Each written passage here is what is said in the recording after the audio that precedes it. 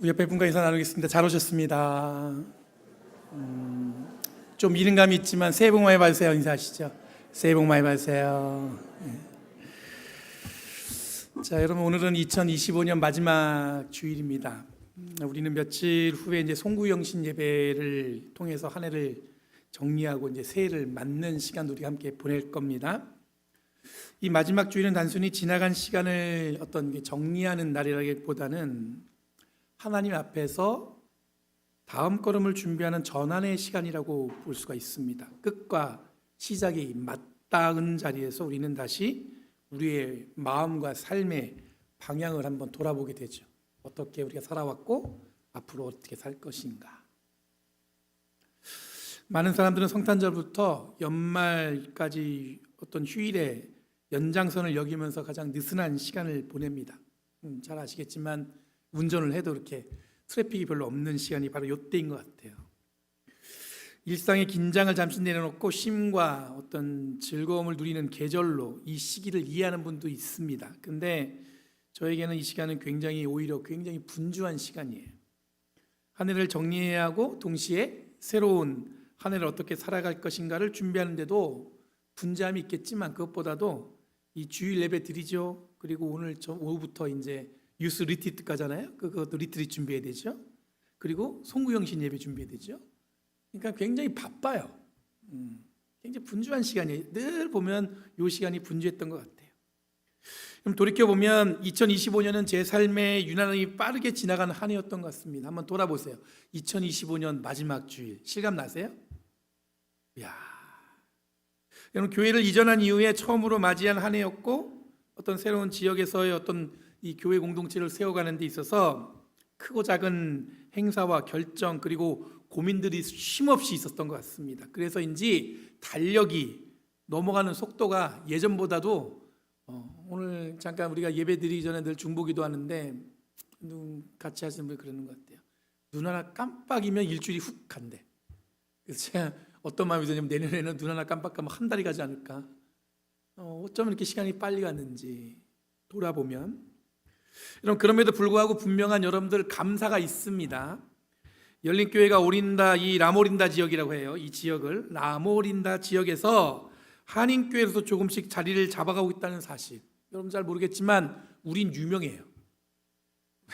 그럴 수밖에 없어. 한인 간패가 우리밖에 없어요, 이 동네에. 그래서 사람들이 한인교회 여기밖에 없다, 이게 다 알고 있어요. 우리는 뭐예요? 나름 유명해요.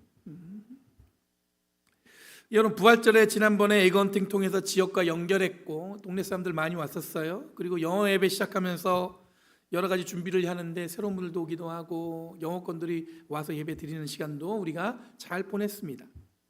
여러분, 해야 할 일은 여전히 많지만 하나님께서 우리 교회를 통해서 이 맡기신 사명이 분명하다는 사실을 우리가 올 한 해 동안에 분명하게 확인했던 것 같습니다. 그래서 저는 2026년 생각해 보니까 어떤 기대가 있을까? 그럼 더 많은 성취보다 좀 교인들이 더 행복해지고 조금 더 여유를 회복하는 한 해가 되기를 소망하며 기도했습니다. 분주하게 왔잖아요. 그러면 다음 한 해는 어떤 마음이냐면 조금 여유롭게, 여러분들도 좀 뭔가 이렇게 교회 안에서의 어떤 신앙생활을 인조이한다는 느낌은 그렇고 좀 여유롭게 하나님과 깊은 교제도 갖고, 특히 여러분들 우리가 40주년이에요. 내년이 2026년. 뭔가 또 바쁠 것 같은 느낌이 확 들잖아요. 그렇죠? 그게 아니라 그것을 감사하고 그리고 그 시간을 기억하면서 기념하면서 우리 서로에게 어떤 마음이에요? 격려하고. 그러니까 부담보다는 하나님이 함께 하셨다, 그것에 대한 감사가 있는 그런 시간이 됐으면 좋겠어요. 그리고 하나님이 앞으로도 함께 하실 것이다.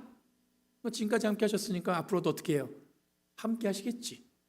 그런 기대, 특별하지만 어느 때보다 평온하고 하나님과의 깊은 관계를 회복하는 그런 새해가 되기를 저는 소망하고 있어요.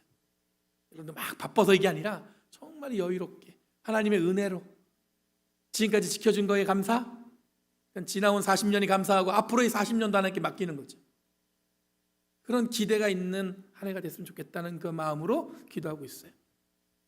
오늘 읽은 본문은 성탄절에 읽히는 이야기들 가운데 사실상 가장 마지막 장면입니다. 성탄절, 우리가 성탄절기가 우리는 세상은 25일이 딱 지나면 다 끝난 것처럼 그러는데 교회는 그렇지 않습니다. 성탄절기를 지금 계속 이어가고 있어요. 그 이야기들 중에서 이 본문은 사실상 가장 마지막에 해당됩니다. 우리는 이 이야기를 이미 여러 차례 들어왔고 익숙한 본문이기도 합니다. 많이 읽어왔지만 잘 이해가 안 되지만 많이 읽어본 본문이에요.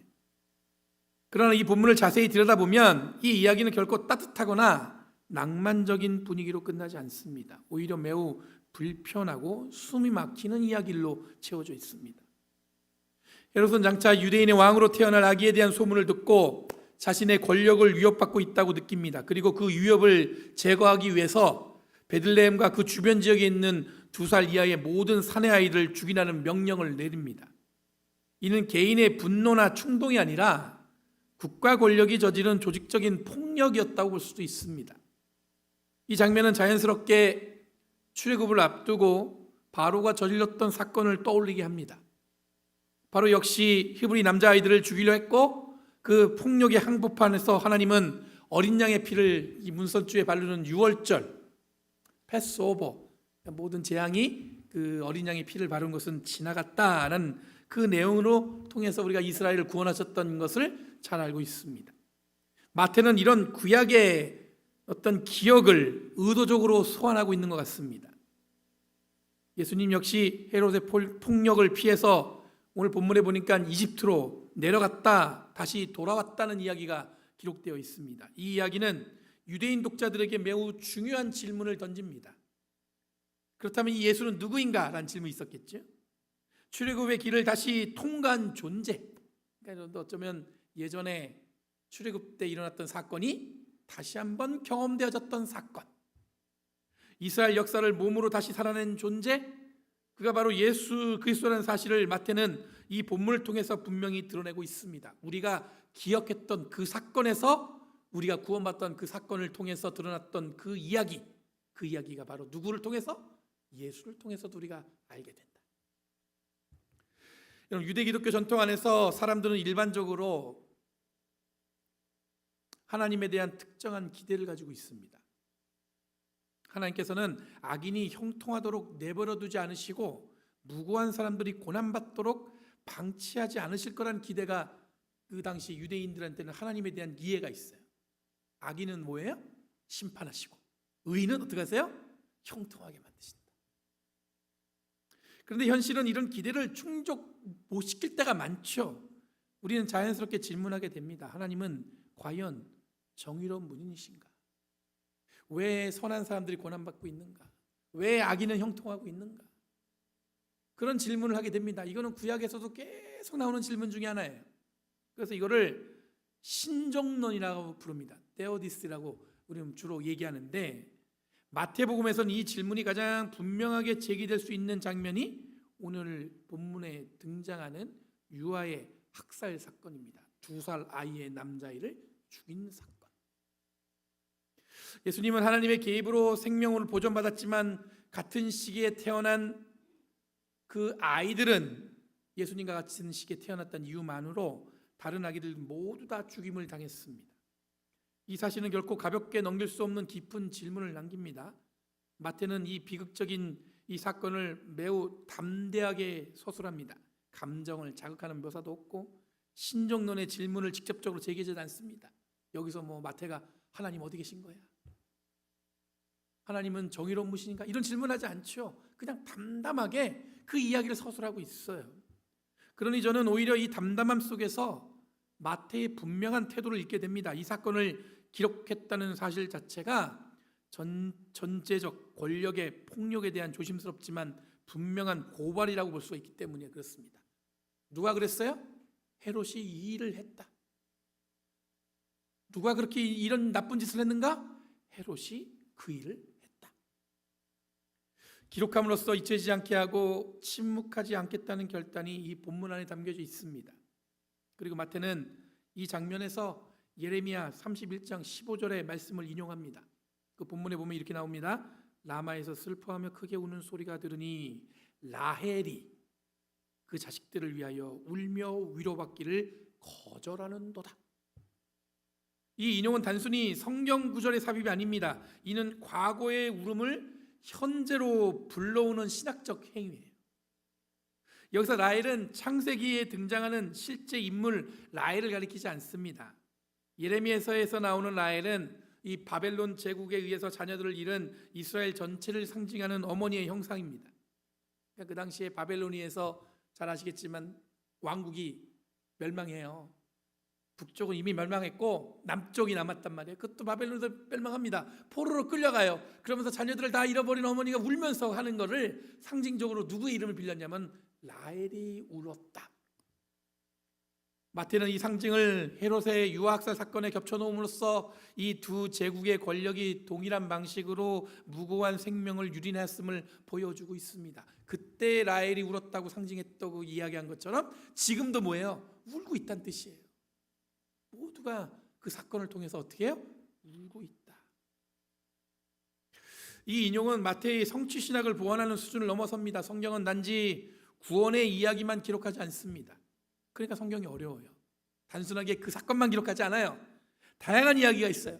성경은 기록되지 않았던 피해자들의 목소리를 대신 전합니다. 라헬의 통곡을 통해서 마태는 역사 속에 잊혀졌던 어머니들의 울음을 이 복음 안으로 다시 불러들이고 있는 거예요. 그 슬픔이 아무도 기억하지 않고 있는 게 아니라 다 기억하고 있어요. 어떻게 해요? 울어내면서, 울면서. 그럼에도 불구하고 여전히 불편한 질문이 남습니다. 헤롯이 이 끔찍한 범죄에 대해서 아무런 책임도 지지 않고 길고 형통한 삶을 살았던 것 같습니다. 본문에도 그렇고 역사에서도 보면 헤롯이 아주 잘 살았어요. 그렇다면 정의는 어디에 있을까? 마태는 이 질문에 대해서 즉각적인 해답을 제시하지 않습니다. 대신 독자들을 이 마태복음의 끝으로 데려갑니다. 마태복음 25장에 보면 이런 내용이 나옵니다. 양과 염소의 비유에 나와요. 예수님은 종말론적인 심판자로 그 비유에서 등장합니다. 그리고 그 심판의 기준이 단 하나예요. 어떻게 심판하시냐면 이 세상에서 가장 작은 자들을 어떻게 대했는가, 그 기준에 맞춰서 심판하신다고 얘기하고 있어요. 굶주린 자, 목마른 자, 나그네, 헐벗은 자, 병든 자, 갇힌 자, 그리고 오늘 본문에 등장하는 말 그대로 가장 작은 존재들, 학살당한 유아들. 이 관점에 볼 때 헤롯은 분명히 하나님의 심판대 앞에 설 인물입니다. 지금 이 땅에서는 정의가 실현되지 않은 것처럼 보일지라도 정의는 결코 사라지지 않고 우리가 먼 어떤 시간의 흐름에 마지막 때가 되면 반드시 하나님은 그 심판을 이루신다는 뜻입니다. 볼 때는 다만 유효해야 되는 것처럼 보이지만 마태는 이 종말론적인 심판을 통해서 결국 하나님의 정의는 반드시 드러날 것이라는 것을, 그 희망을 있는 이 복음서를 읽는 독자들에게 이야기하고 있습니다. 이 본문을 묵상하다 보면 저는 개인적으로 피할 수 없는 질문에 마주하게 됩니다. 불의한 권력과 구조 안에서 피해를 입은 사람들의 이야기가 결코 과거의 얘기가 아니라 지금 우리가 현실에서도 경험하는 이야기들이에요. 그리고 개인적으로는 저희 가족을 통해서도 경험되어질 때가 있습니다. 저희 어머니는 평생 성실하게 일하셨던 분이에요. 제 기억에는 우리 어머니가 늘 열심히 일하셨어요.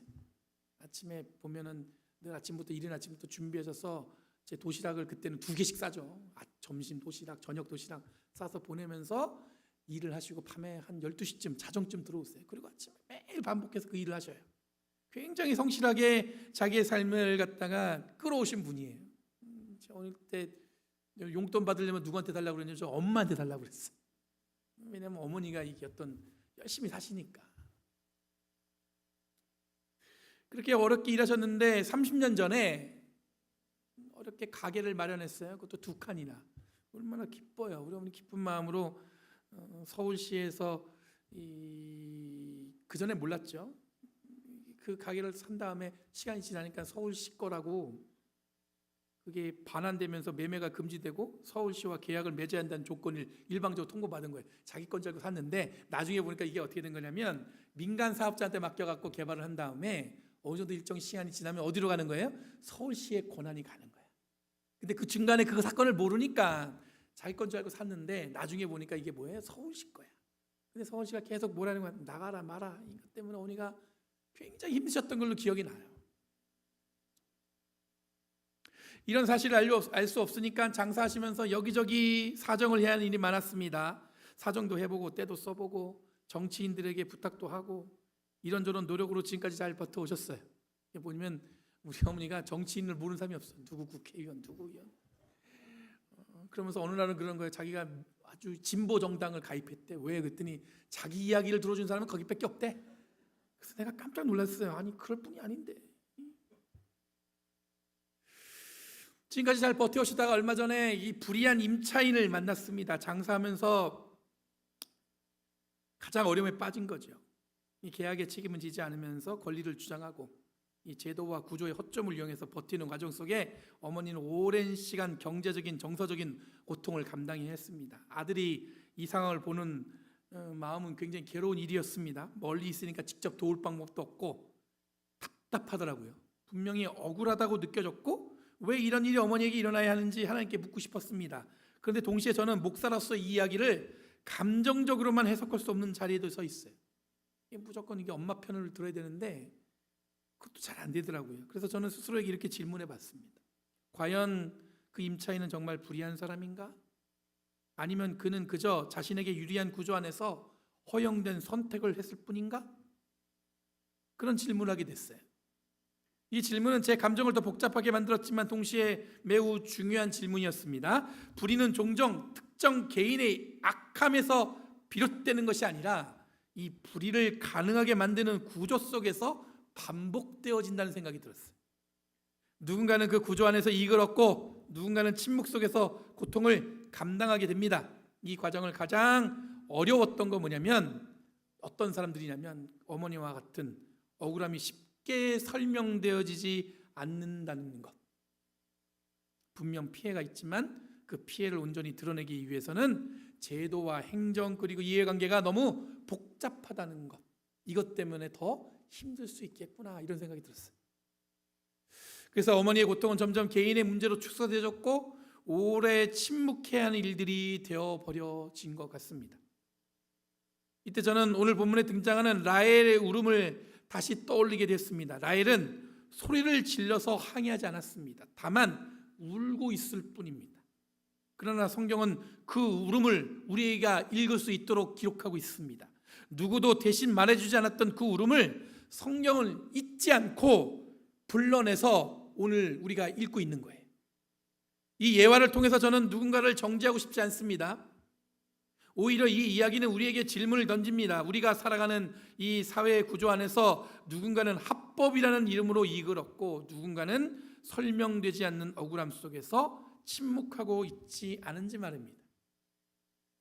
그럼 성탄은 낭만적인 이야기로 끝나는 사건이 아닙니다. 성탄은 하나님께서 이 땅에 함께하기로 결단하신 날이에요. 기쁜 날이죠.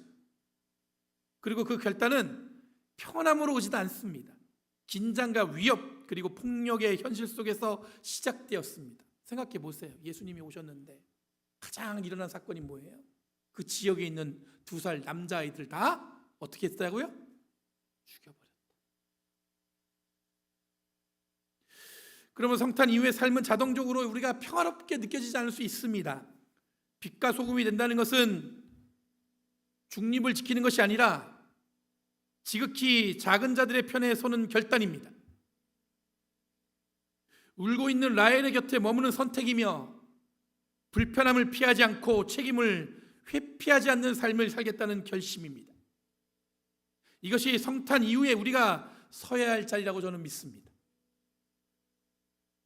여러분 2025년 마지막 주일 그리고 성탄절 첫 번째 주일이라고 우리가 그 절기를 지키고 있어요. 그런데 이때 우리는 다시 한번 질문할 수 있습니다.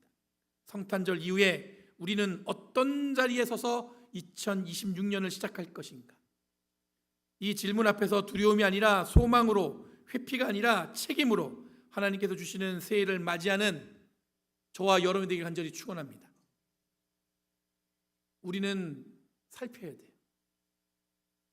이 시대에 가장 어려운 자가 누군가? 가장 고난 많은 사람이 누군가? 그리고 함께 울어줘야 될 사람들이 누군가?